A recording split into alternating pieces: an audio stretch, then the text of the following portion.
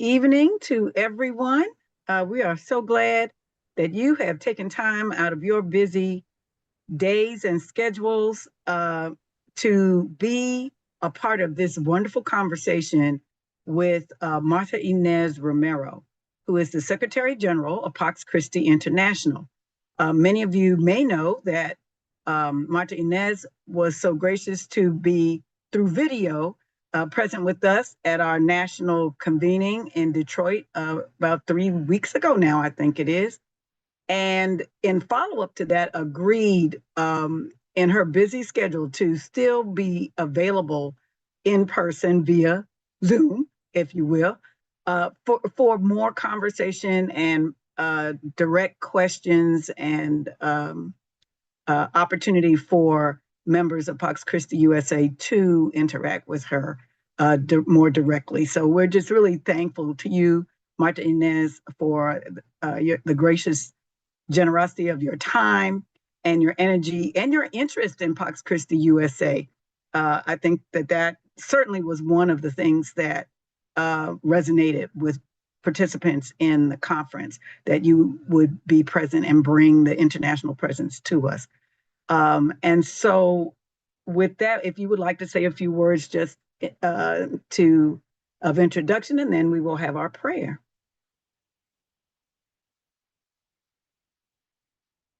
Or greeting for the people. Thank you very much, Charlene. Good evening, all of us, dear brothers and sisters at Pax Christi USA. It is my pleasure to be with you tonight. So special moment for all of us, full of challenges, but creating every day reasons for having hope. So thank you for the invitation. Wonderful. All right, so as we do all things, let us begin our time together in prayer. And so I ask you all to quiet your hearts and still your minds as you are able, as we begin in the name of the Father, and of the Son, and of the Holy Spirit. Amen. God of peace, thank you for calling us to follow the nonviolent Jesus on the road to peace. Help us to become your holy people of gospel nonviolence. Disarm our hearts that we might be instrumental or be in bringing about your disarming love. Make our church a community of gospel nonviolence that rejects war and radiates our love and peace. Bless us to love one another and our enemies, to reconcile with everyone, to resist injustice and spread the practice of nonviolence. Give us a new world without war, poverty, nuclear weapons, global warming, or violence. Give us your reign of nonviolence here and now. We ask this in the name of the nonviolent Jesus, our brother and our peace. Amen. In the name of the Father and the Son and the Holy Spirit. Amen. Okay. And so this time together, just to remind everyone and frame a little bit, that we are here to have a conversation. And many of you did provide some questions ahead of time. We'll start out with a few of those, but you are certainly welcome to indicate a question that you would like to raise by putting it in the chat. And, or Judy, will they also be able to raise their hand to indicate a question they'd like to ask? Sure thing, yes. Okay, so that is what we will do. And I just will start out with one question, and that is, Martha Inés, can you kind of explain a little bit about the what Pax Christi International does, maybe a little bit of the history for some of our members who might not be as familiar with that, and what is the connection to the Pax Christi USA?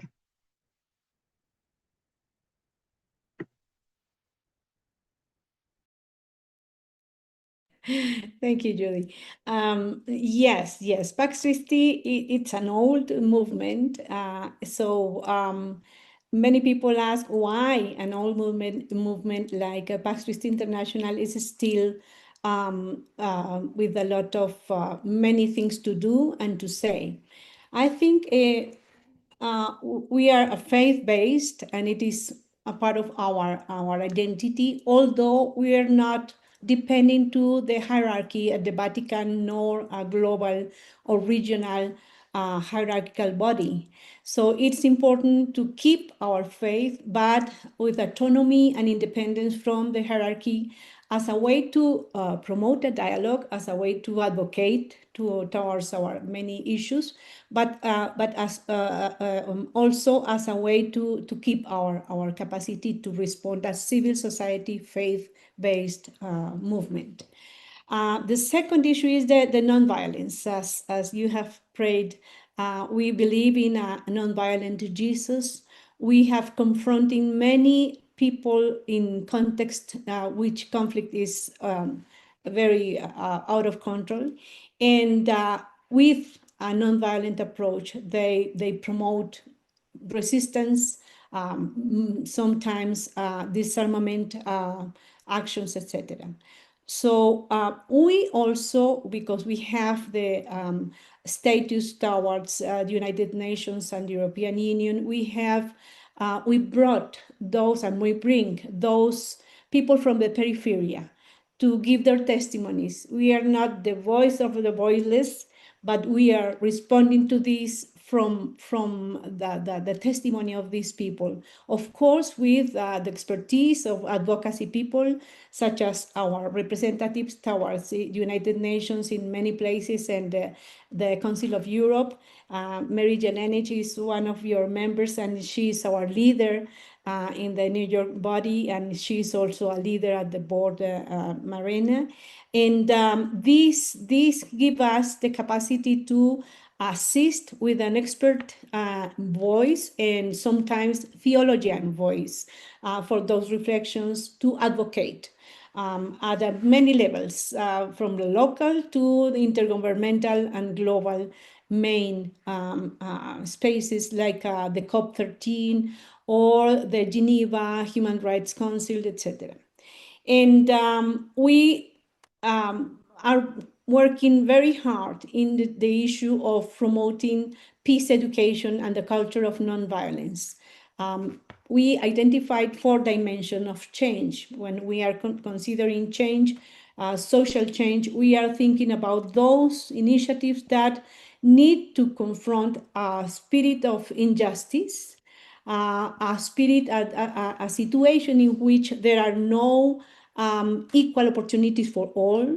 So we are promoting this change from at least four dimensions. The first is the personal dimension. So we promote this connection with the divinity, no matter what is the name, because we are working also with indigenous believings in Latin America, in New Zealand, Aotearoa, and many other places. And the interrelational, because we believe that it is possible to promote that change collectively. We believe that it is the way that we are pushing to the powers to promote good policies, fair policies, and also to promote changes that are for the common good. The third dimension is the cultural dimension, that it is one of the most difficult issues because it implies that we are moving to those behaviors, those symbolic actions, those culturally built understanding of the world and the relationship and many prejudices. So we are promoting that dimension of change by many ways, and not only education, but also in celebrating, but also in promoting understandings about exclusion, discrimination, racism, gender inequality, etc. And the fourth one, that it is one of the more traditional from the beginning 80 years ago, it is the political dimension. So we are promoting policies or new policies or the implementation of policies.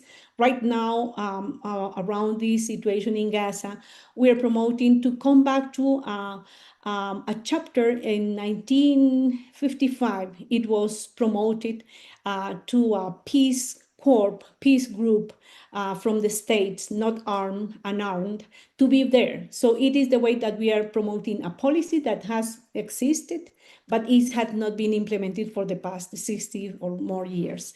So this is the way that we are working in terms of dimensions of change. In the same time, we are working with four ways of action. The first is directly empowering communities. So it has been with our Africa program. And it has been very interesting because we have a very good team. And in terms of Africa, for example, we discovered that one of the big groups in the base of the pyramid, that it is religious sisters, with our accompaniment in terms of training, first training of trainers, and then for them, these religious sisters to train other sisters, and then these women to train youth, women and men. It has been very, very successful in the way that changes the culture of the people, including some people trained as some gangs or militia that at the end of the trainings, they decide to give their machetes. So this is in Africa, religious sisters in trauma healing, conflict resolution, active nonviolence. In the case of Latin America and the Caribbean, we have implemented a program in terms of strengthening communities' capacities to confront violence. And we discovered that most of these conflicts, they are caused by destructive, not only mining, but also agribusinesses, dams, and many other interests of businessmen or corporations supported by states. And it is, we promoted in four issues this strengthening capacity. First, context analysis, to look at not only the evidence, but also the roots of these actions.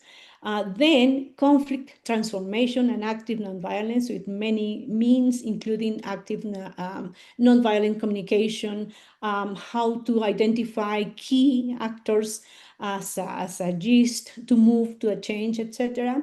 And then all methodologies related to advocacy. So we promote these tools because in the past, I remember 40 years ago, to advocate for a thing in arena, international arena, it was only experts and elite talking to elite. But we discovered in the mid-90s with Mesoamerica, with Central America conflict, post-conflict situation, that it is possible for communities to learn some abilities to implement advocacy plans at the local level, at the national level, with our support to the international level. It was 3 years ago in the World Day for Water that one of our partners in Peru, he was talking about the way that they are caring of the water in the Titicaca Lake, but also they are legal assistance for them, etc. And the fourth chapter, it is how to connect, how to articulate. Again, we alone can't do many things, although we are a very important movement with Pax Christi USA and many other chapters or sections, but we need to move to promote some alliances. So we are organizing our articulation. It is the working group on extractives for Latin America. So this is what we do. The big issue about impacting policies, it is with our UN representatives. There are a lot of people in that. Let me see if I can show you how we are organizing at this moment with this team. Very professional and at the same time very active. Every 3 months we meet together to work on the key issues that are for the movement. I don't find the picture right now, but I will do that. And the third one, it is strengthening the Catholic Church and the Church people of God. because from our faith, we consider we should change, not only advocate for policies, but also ad intra our church. And it is made through the Catholic Nonviolence Initiative, and now with the Catholic Institute for Nonviolence in Rome, with Marie, with Nicholas and the Ken Butigan, and a big group of people as volunteers. So with these three main empowering communities, regional actions, impacting public policies, and strengthening the Catholic Church and people of God. In terms of how we do that, it is through the programs in Africa, Latin America, through working groups. So it is a group with one of the main priorities for always, it is for just peace in Israel and Palestine. In fact, it is the whole region. The second, it's related to disarmament and integral human security. The third one, it is related to ecological justice, not only for Latin America, we're connecting with the global South, especially those countries affected by mining in Democratic Republic of Congo or the Philippines. And there's a new working group, not new, but a different working group. It is the working group for the Asia Pacific region. It is a big region, so there are partners in Japan, South Korea, Sri Lanka, the Philippines, Australia, New Zealand, the indigenous name Aotearoa. And they decided to meet every month to coordinate some webinars, to reflect. And all of this, all the movement in terms of what we do, it's crossed by the active nonviolence and just peace. So we consider this is part of our heart. And it is in fact recognized by many, not only in Latin America and the Caribbean, but also in a meeting with COMESE, the Bishops' Council in Europe, that Pax Christi has a word to say in terms of active nonviolence. It is something that we have implemented in reflection, in practice, and in advocacy. So this is what we do.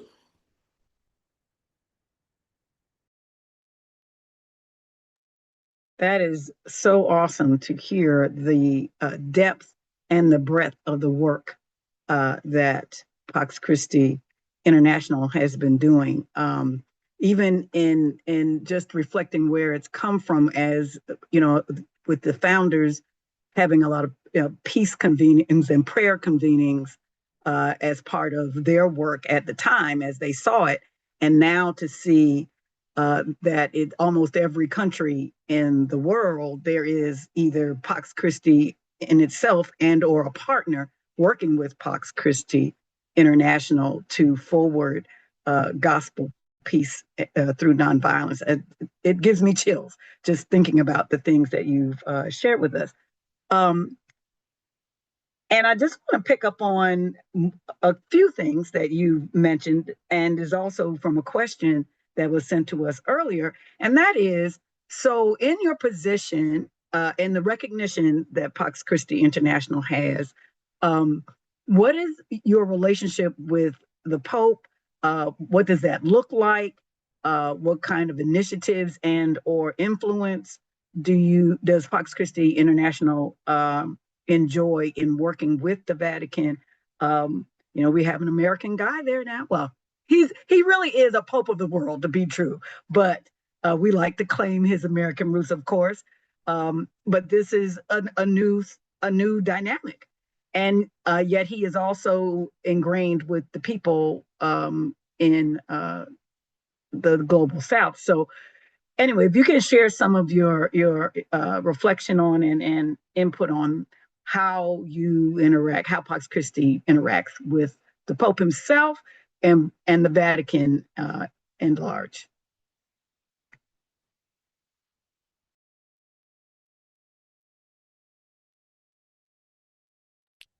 Thank you. Yes, I think Peruvians say that they have also a pope.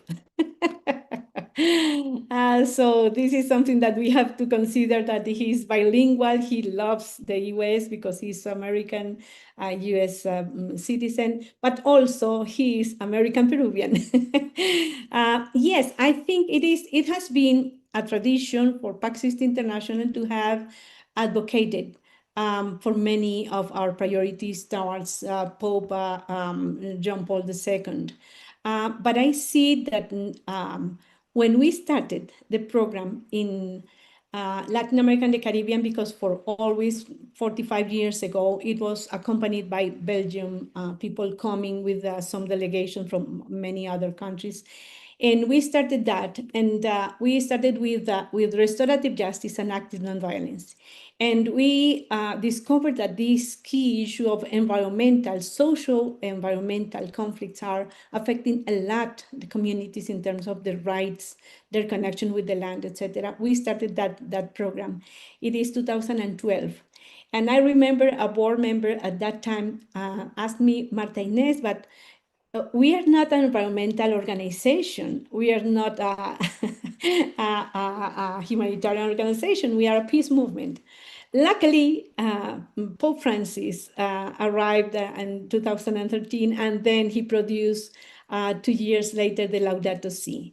So it has a very good opportunity for us to reframe our work related to the care of creation, our capacity to change. Of course, Pope Francis have been very active first state who recognized the TPNW, very active in researching about what is happening with artificial intelligence, etc. So now with Pope Leo, we are very happy because he has a tradition of continuing the teachings of Pope Francis. He has another style, of course. And as Pax Christi International, we consider that we have two roles or two identities. So it is the pragmatic role. We have a consultative status towards the ECOSOC, and we have a legal possibility to act in many spaces. So this is a pragmatic in terms of all the international rules in terms of human rights, humanitarian law, etc. But at the same time, because of our faith, we have a prophetic voice to say, coming from our martyrs, our faith, our gospel inspiration, but also those teachings that give us more reasons to continue in acting. This Pacem in Terris, but also Gaudium et Spes, Laudate Deum, Fratelli Tutti. So we have many Vatican teachings that give us the possibility to continue our work in changing. So I think it is a very good dialogue, and thanks to, I have to say, it's important to mention that thanks to Marie Denise, who was co-president for 12 years and has a visionary idea of creating this Catholic Nonviolence Initiative within Pax Christi International. So we have to thank her a lot for her contribution to this idea of how to move on Catholic action confronting violence. And I see that it has been very important, but now we listen to Cardinal Bow or Cardinal McElroy or Monsignor Paco, and we see that it has been an impact, including some of our pastors almost quoting a CNI or replying what CNI has promoted without recognizing the source, but it has been an impact. Now we have the interest of, because at the 10 years ago we are promoting an encyclical on nonviolence, and then it was that for Pope Francis to produce the document the 1st of January in 2016, I think, or 17, on nonviolence as a way to do politics for peace. And it was enough for them. So we continue in promoting those reflections. And in our meeting 3 years ago, we went to the Secretariat of State in the Vatican. We had a very good meeting with Archbishop Gallagher. And he said, please, continue as Pax Christi giving us more resources. We need a lot of resources to promote the reflection. So we decided to promote this institute to actively promote including the teachings within the seminars, because it is something that it is really crucial in the evaluation for the first year of these trainings in Africa. We met with beautiful women, religious sisters from South Sudan, Democratic Republic of Congo, Kenya, and also Uganda. And all of them said an obstacle for our work in these 2 years of the implementation, it has been priests.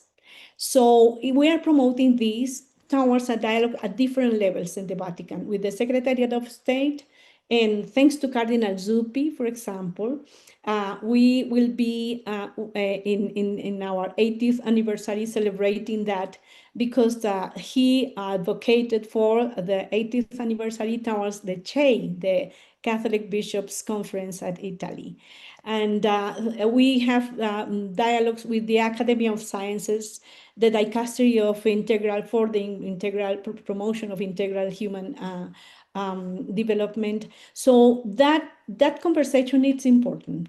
On September 8th, we will have a webinar on climate change, climate crisis, and peace building with the three big Catholic networks. It is Caritas Internationalis, it is CITSE, the Network for European and North American NGOs, Catholic NGOs, and Pax Christi International. So the three Secretary Generals will be reflecting about this issue. And of course, we have a word to say in that.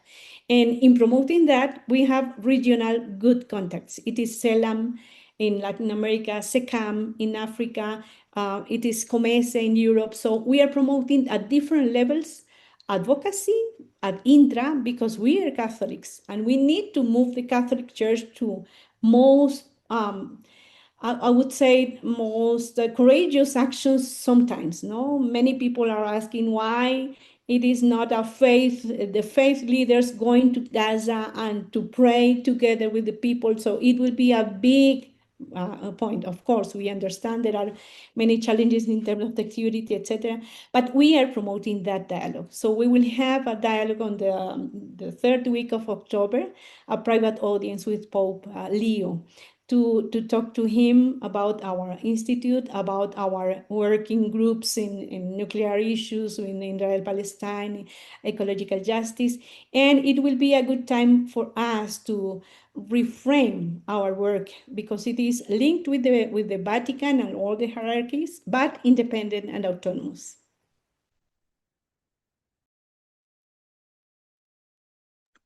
That is a really good news to hear, how closely and in the varied ways that Pax Christi International not only works with, but is influential with the Vatican, and how that trickles out and sort of as a wave vibrates out to have impact throughout other parts of the world and through our clergy. And I know that's of concern to many of us, that the peace message, the nonviolent message, is being heard and actualized and acted upon in our priests' homilies and in our bishops' letters and so forth, that we want to hear that, we want to see that. And so it is good to know too, and give us a little more to look out for as we listen, to see that there's more evidence of the work that you're talking about, and that that Pax Christi International has started, continues to even be felt here in the United States. We can look forward to that. I'm going to take a moment just to say to our audience, is there anyone who has a question at this particular point in time before I continue with the ones that we have, who would like, anyone would like to ask something, or if you feel more comfortable putting it in the chat, you're certainly welcome to do that, so that we can be present to what's on your mind, since you are here with us.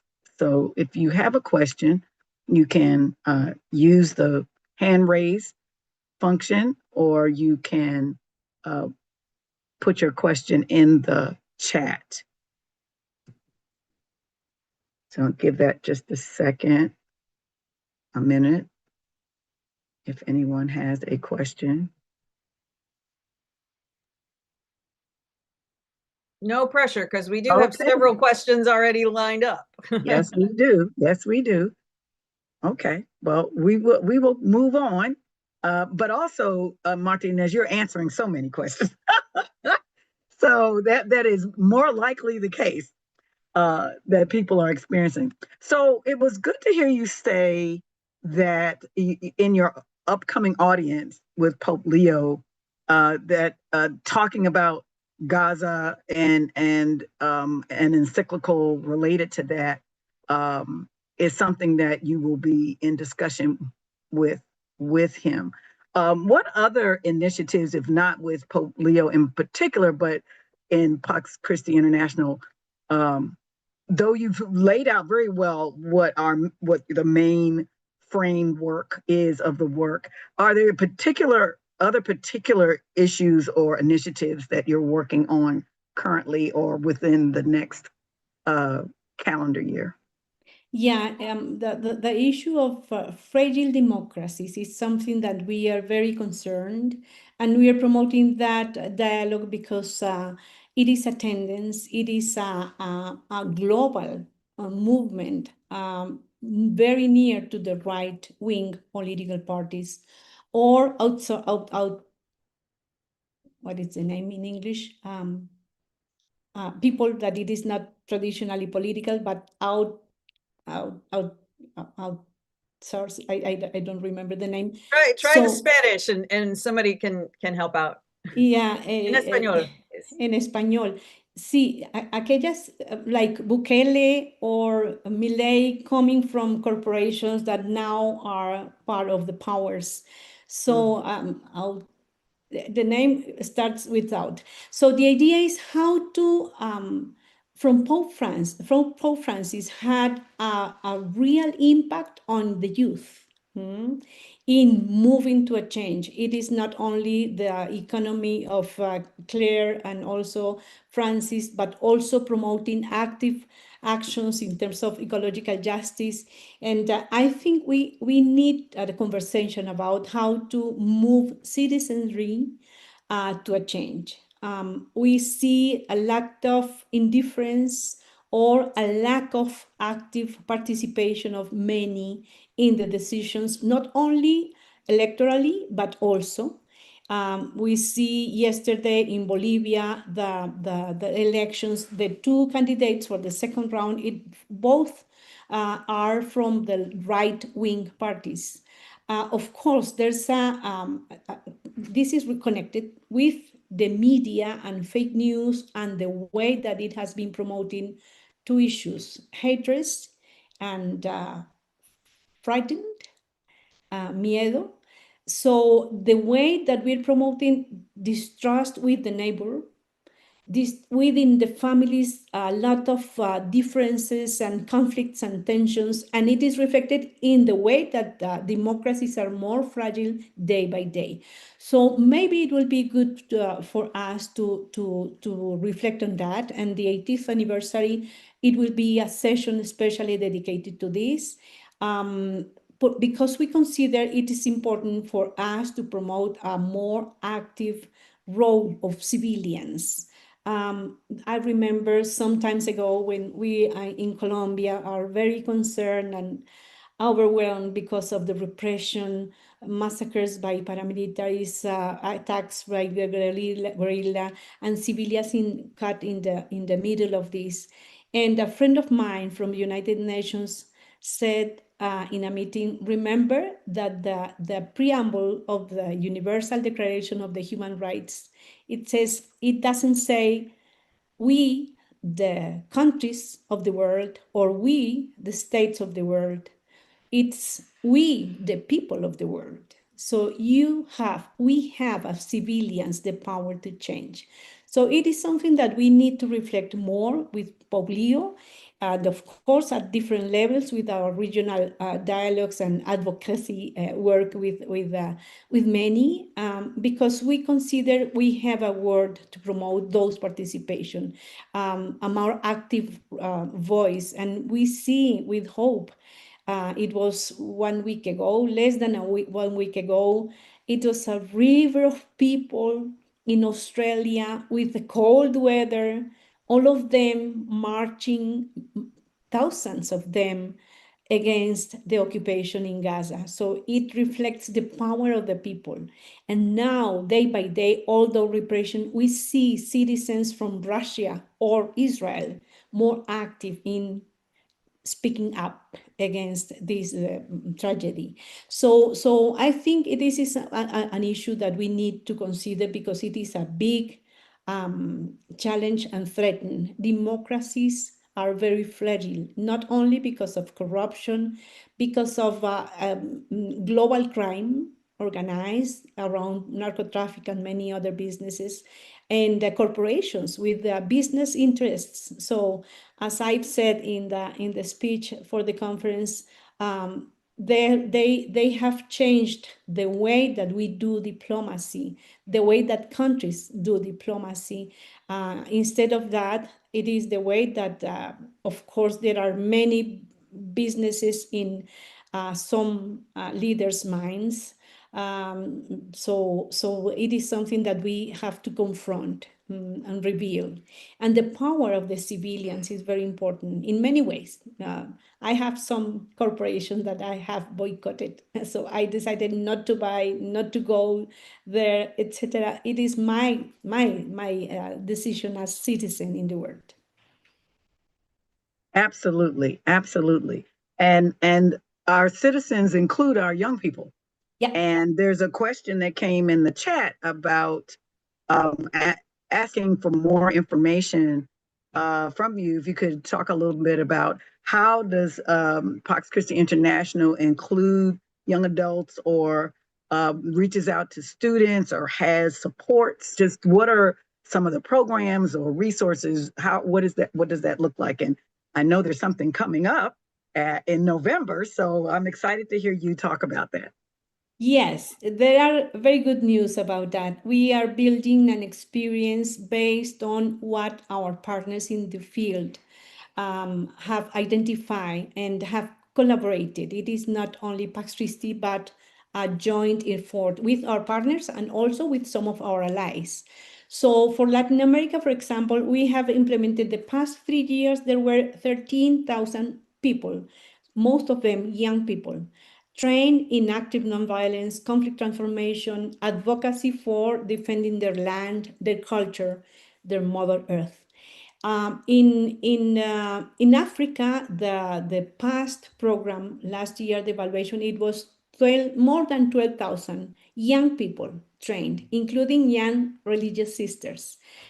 So what is the common issue? And to finish this about the question, CNI is starting a program to motivate animators of the Catholic Nonviolence Days of Action. So this is the first time. So we decided that we have many tools, methodologies to share. So we included in the website, and it is new, program that it is Moodle. So every session will be recorded. In Latin America, in Colombia, we are implementing a small project with UNESCO funds. It is $15,000 with 45 women from 5 regions in terms of land, gender, and governance. And it has been a precious opportunity for us, of course, with allies. So the environmental ministry is very active in that, and the academy. So we are implementing some of these tools that we have built in Africa and Latin America with CNI, including the issue of the cross-cutting issue, active nonviolence as a big issue. And in the Moodle, in the website, there will be all the webinars, all the forum for the fora for all participants, etc. So this is something that it is really a key issue. In the 80th anniversary, we are organizing a parallel youth forum that it was demanded and agreed 10 years ago at the Bethlehem World Assembly. And it has been not possible, although one small project with journalists in Europe, partnering with people from the Global South, especially Africa and Asia. And now we are reframing this with young people. And it is incredible that some of our members, Pax Christi, have said, we are an old group of people volunteering. So we need ideas from young people to promote this new generation, to renew the movement. So we will be starting the opening ceremony with a reflection coming from the past, but with a young person reflecting on the future, the challenges, but also the possibilities, the opportunities for them to continue the work. Thank you for sharing that. I think that is certainly an encouragement, and it does echo what many I know in the United States section that's been a big topic for since I've been able to become executive director, is that inclusion, that intergenerational work for the movement, and we've been successful at some of our initiatives to restore that and enhance and act on that, which we are glad to bring when we come in November as well, and to be a resource. So, the more we can share those ideas and learn from one another within the movement, it helps us to grow the movement as well, and to be more effective in our collective work. So thank you for sharing that. I know we will be looking for more information about that. And I'm just going to take this to reinforce what Martha Inés said about going on the website. Do take the time, get someone to help you, whatever, to check out what is on Pax Christi International's website for many of these pieces of information, programs, and so forth that Martha Inés is describing for us this evening. Because if you're like me, you've gotten so much that after you go to bed tonight and you wake up tomorrow, you're going to like, what was that list of things? Well, you can go right on the website and look for all of what she is talking about and explore around, read the articles, see what is happening. There's reporting going on there. There's so many wonderful pieces of information that will encourage you, inspire you, and help to educate you about what our international movement is doing, so that also enhances the ideas and the work that you do in your local, state, and regional Pax Christi groups. So it is wonderful. Go ahead. Sorry, it gives me an opportunity to say that we are not Pax Christi International. So it is something that I'm trying to change since I started my position as Secretary General, because it is registered as Pax Christi International, but we are the International Secretariat. Pax Christi International is conformed by 19 Pax Christis around the world, in all continents. And we are for the service of the movement. So it has been a precious opportunity for us to include many joint actions, all what our members are doing. So, for example, for the 80th anniversary, we opened a blog in which all our partners are presenting the Lourdes pilgrimage, the Assisi program, etc.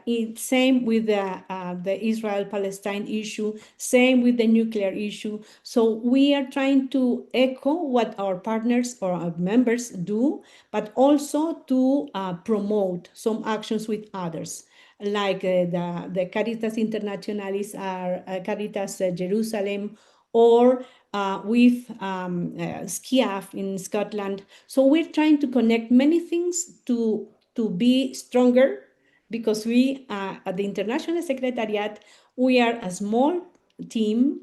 We are 8 people, with global and multi-diverse diversity and cultural diversity group. So it is Dieudonné, originally from Africa, from Rwanda. Nicolas is in Spain. Marie is in New York. Alejandro and Martha Inés are in Latin America.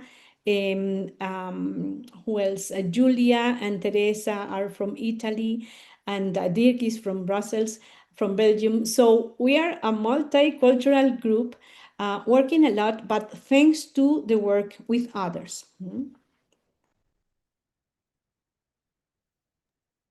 Absolutely, absolutely. And I like that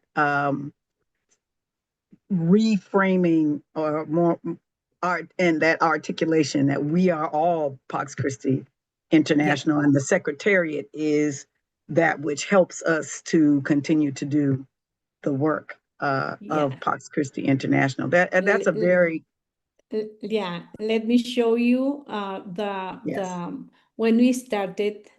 Everything started on March 13th in 1945. And then we celebrated this with a beautiful panel in reflecting how faith organizations live their faith in a challenging time. And after that, there was an interfaith symbolic ritual and spiritual reflection. So it was really precious in Belgium in March. So this is the type of things that we are planning for the anniversary, including the Lourdes pilgrimage, and then the Jubilee work with Julia went to Japan last week. She was in Nagasaki and Hiroshima. Of course, there will be a pilgrimage to Auschwitz-Birkenau. And then in November, we will be in the World Assembly, so the legal assembly with all Pax Christi members. There will be elections, 5 new members, including the treasurer. Then there will be the Youth Forum. It will be an opportunity for the Peace Award. So today, and then conference, many issues and sessions, and the pilgrimage to Casa di Pace. So I want to give you new information because it's new, and there is a new Peace Awardee. It is from the US, and officially it has not been produced, the decision, because it was last week. Please don't say aloud it, but it is the Diocese of El Paso for its work with the bishop and the 3 programs that have been actively resisting and accompanying migrants, etc.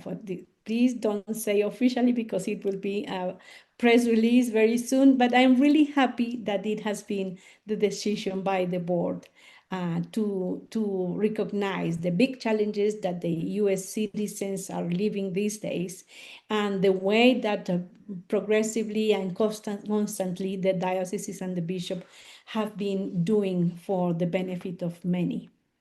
Yes, yes. And we applaud that designation of El Paso, Texas. And, just to as another example of what you are saying the impact is of the work that many in the Secretariat have done, and Pax Christi International has done in its various sections.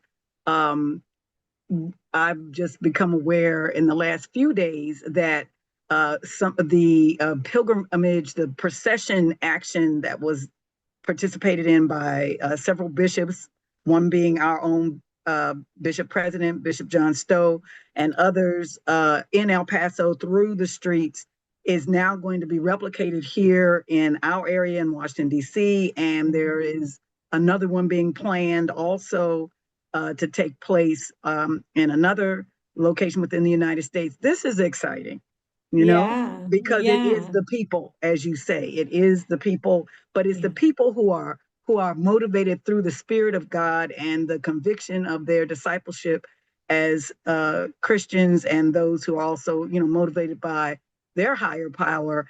This is how we do what we do. This is how we are who we are. And so it is so very exciting and so important in these challenging times to be reminded, because I'm not going to say it's new, because if you read, you know it's not new, but to be reminded that it is by our faith that the world is changed. It is by acting on our values, our religious values, and acting on and stepping out in faith and stepping out with courage, because things are scary. They are, but we have a God who is powerful, who is with us and motivates us and moves us forward, and change happens, as you so well said earlier. We have a couple of minutes left. Judy, any instructions just before we continue to go ahead? No, I know that there were a couple of very specific questions about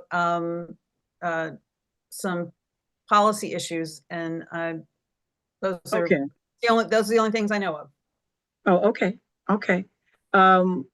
There was let's see, policy. There's several questions here about nuclear disarmament and what work is being done specifically on that issue. I know there's a working group for nuclear disarmament for PCI. So if you could talk a little bit about what they are doing, and let me just double check what else goes into that. That they've said discussions about just war when you go to speak to Pope Leo. Is that part of the conversation? And mobilizing Catholics around the understanding the need and the importance of working towards the non-proliferation of nuclear weapons and nuclear arms altogether. Yeah, it has been very active. There's the working group, and there are some other experts. So sorry, I have to plug my computer, otherwise I will be out of the meeting. So the main issue is to advocate for ratification of the TPNW. But of course, it is crossed by the context situation. This day, it was a campaign for signatures by bishops around the world. So we are doing so. We have, of course, the beautiful bishops from the United States going to Nagasaki and Hiroshima. And so this is the ratification, also the advocacy for protecting the Asia-Pacific region, those dialogues with some key ambassadors in Geneva to promote more active actions against those businesses by the Israel state. There is a campaign to raising awareness about the issue of disarmament, not only nuclear, but also killer robots, weapons, etc. So it is something that we are doing a lot with our partners. There are some of the members that are very strong. It is the case of Pax Christi USA, and I'm very happy to see Mike and Lisa and the team that have implemented this survey, very useful for our understanding about perceptions and actions on potential strategies for the future. It is also, for example, the issue of Pax Netherlands, who presented a legal case to the Constitutional Court. And first stage, it was a positive result. It was in the second stage.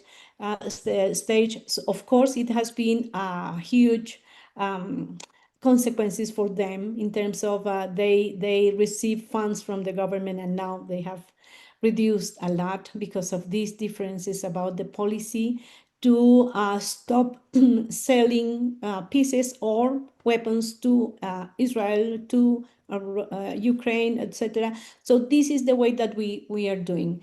In terms of mobilization, it is precious to see how Pax Christi Italy is going to the Adriatic Sea and stop some ships that are selling and sending weapons and pieces of weapons to the war in Ukraine.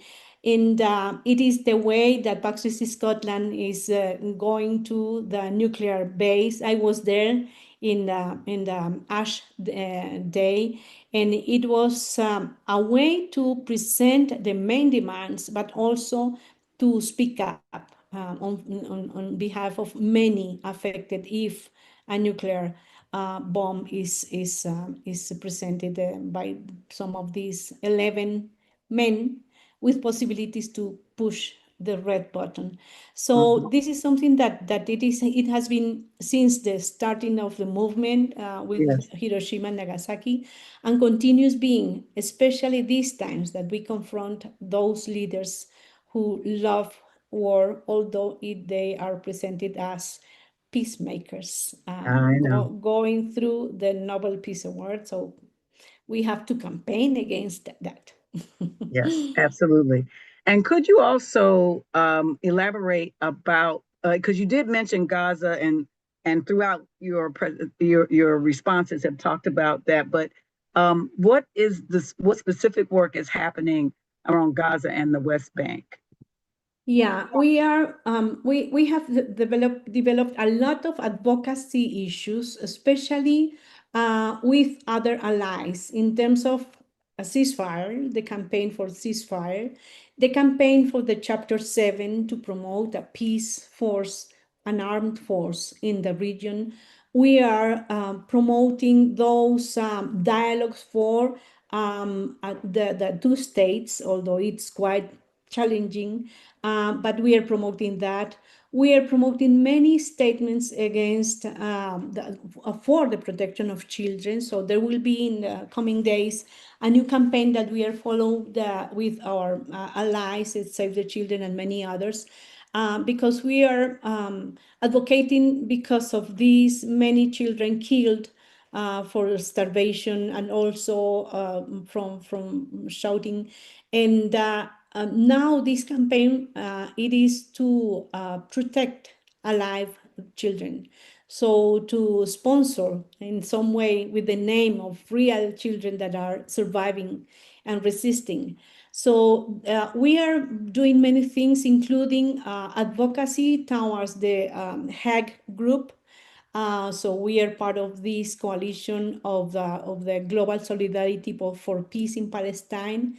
It was born in Latin America, and now it is global with people in the US, in Europe, in many places, although only with our partners in Palestine. It was a request by them and not to have people from Israel, or they understand there are people working for peace, working for ceasefire from Israel, but they decided for them. And it is a big challenge because there are some differences historically from the Palestinian Authority with other parties. So we have promoted some webinars to guarantee that these political parties have a common understanding that they need to be together with a common message, common narratives for negotiation.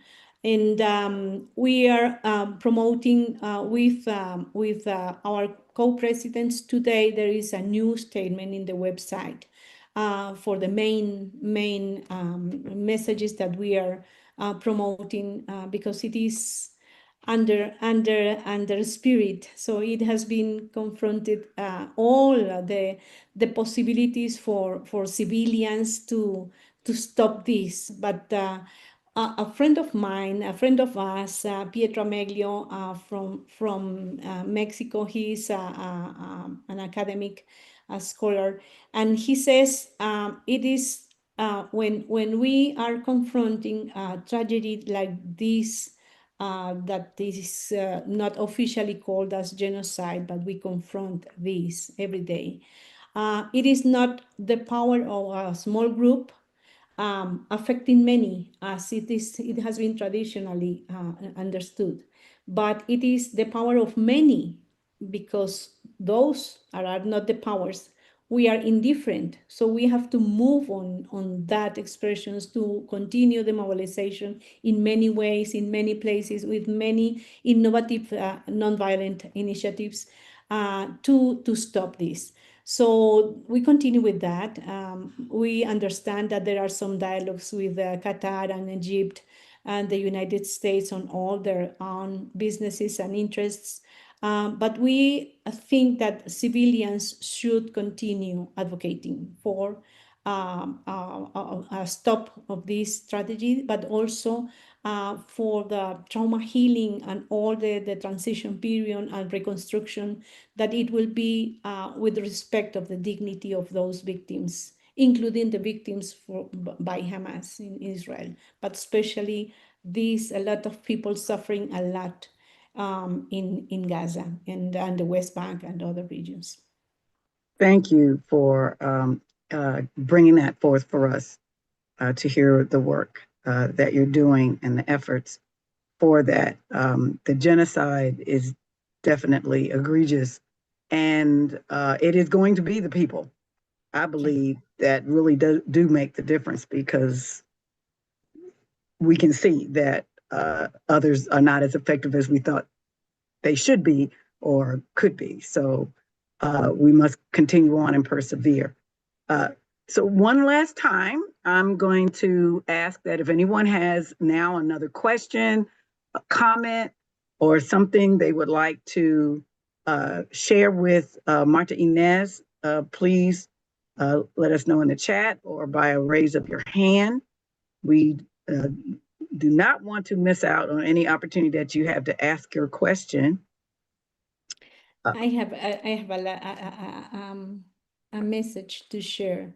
Sure. It is that besides this big tragedy, Ukrainian people suffering last night, and people from Gaza, those the Palestine region, we are accompanying those other unknown or invisible conflicts, such as South Sudan.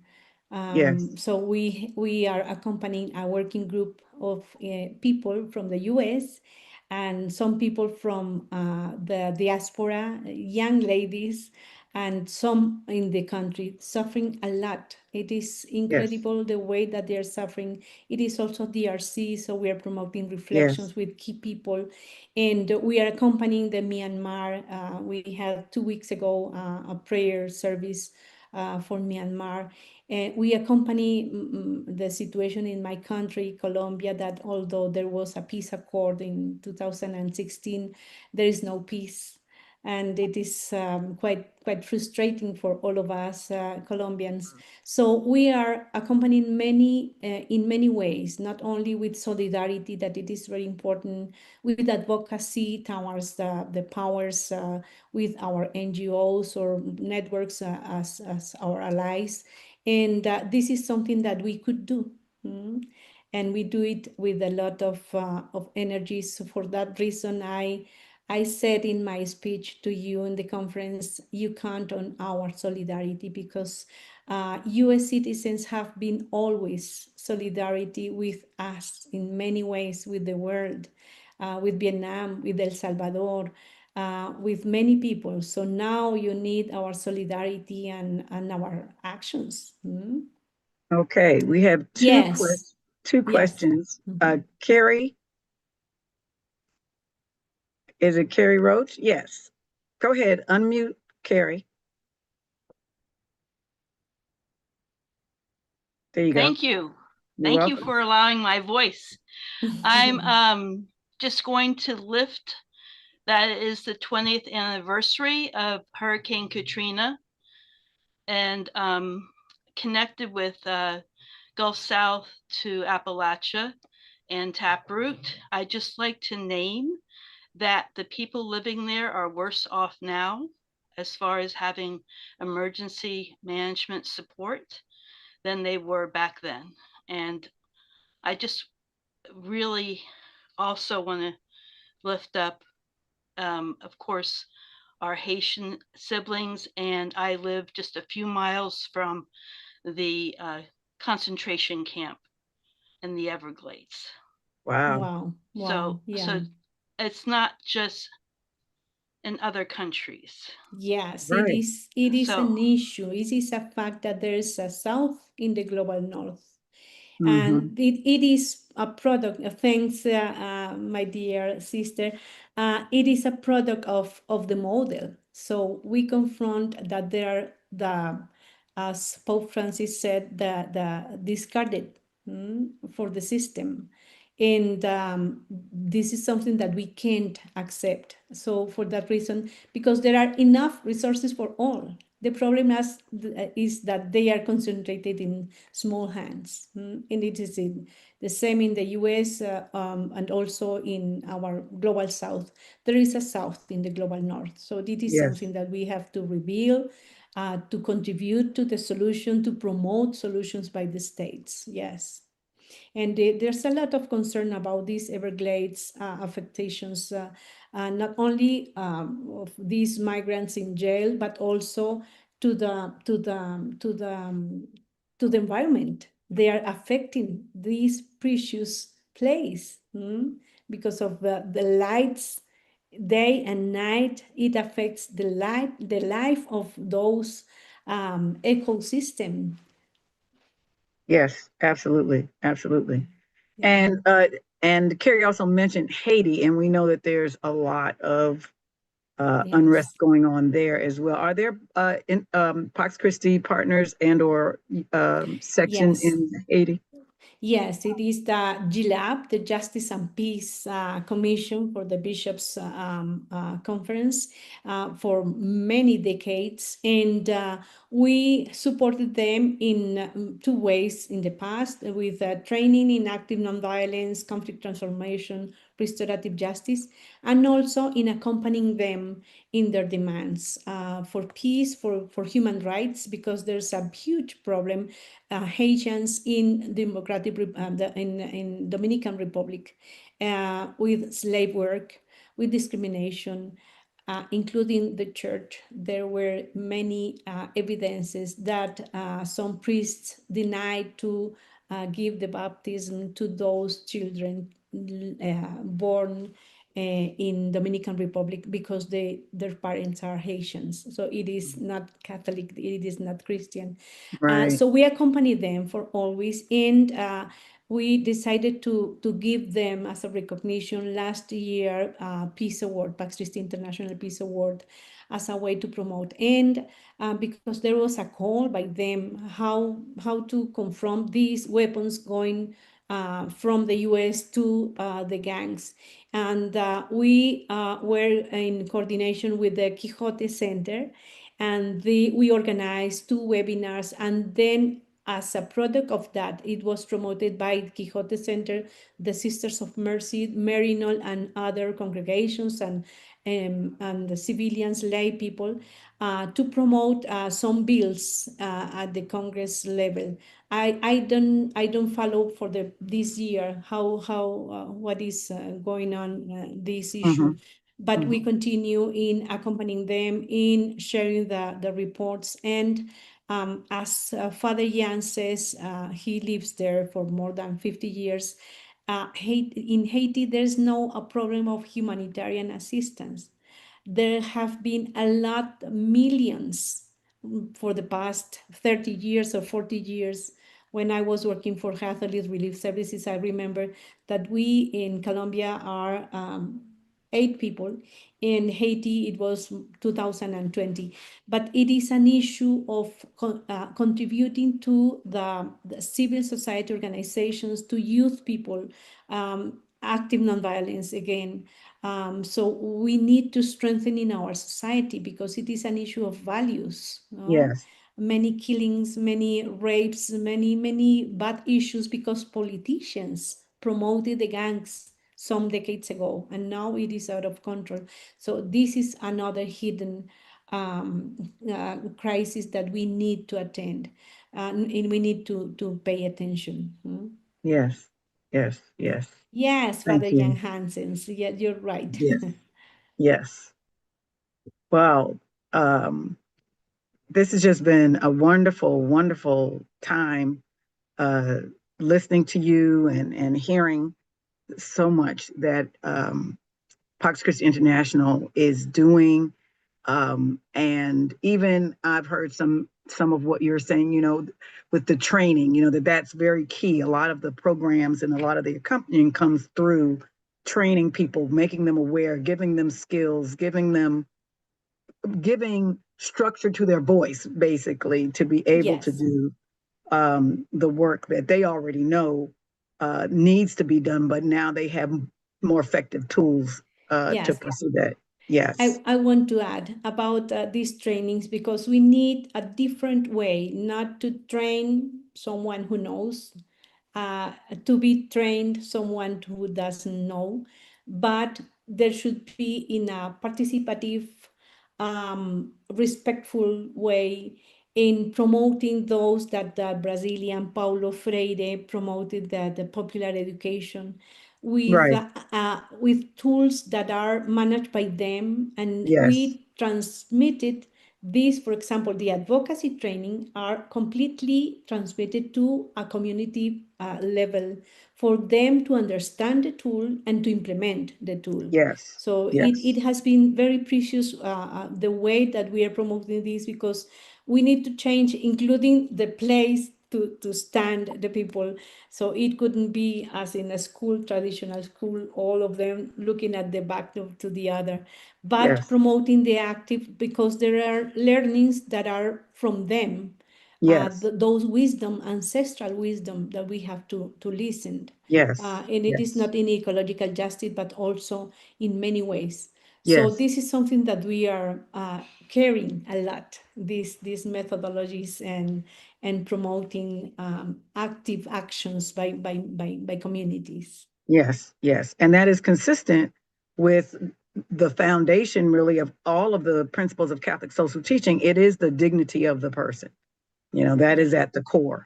And it gives us encouragement and a valuable reminder that in all of our work and all of our sections, but particularly now that we're hearing from you as the USA section, that we make sure that we're ingraining that in everything that we do in as many ways as we can. Yeah. So I thank you for lifting that up once more. So once more, I'm going to ask Judy, any other instructions? No, I think that this has been a great evening. I was gonna take the spotlight off so that we can all see each other, and maybe we'll just lean toward wrapping up for the evening, but we can take a little time, and maybe we can unmute folks, and folks can say hello to each other. Hello to Martha Inés. Is that okay? Okay, well, Just before that, Okay. Yeah. I want to show you this beautiful slide, because it reflects the way that we are working in Latin America. It is the case, but we have beautiful pictures from Africa, and the way that we are promoting these trainings, but also the production of actions, concrete actions that reflect the way that people are joining the human rights issue with peace building, active nonviolence, and active citizenry. So just to show you this, because it reflects what we are doing with communities in our programs. So now it's time to say hello to everybody. Beth, Yes, nice and to thank see you, you, Beth and thank Begley. you.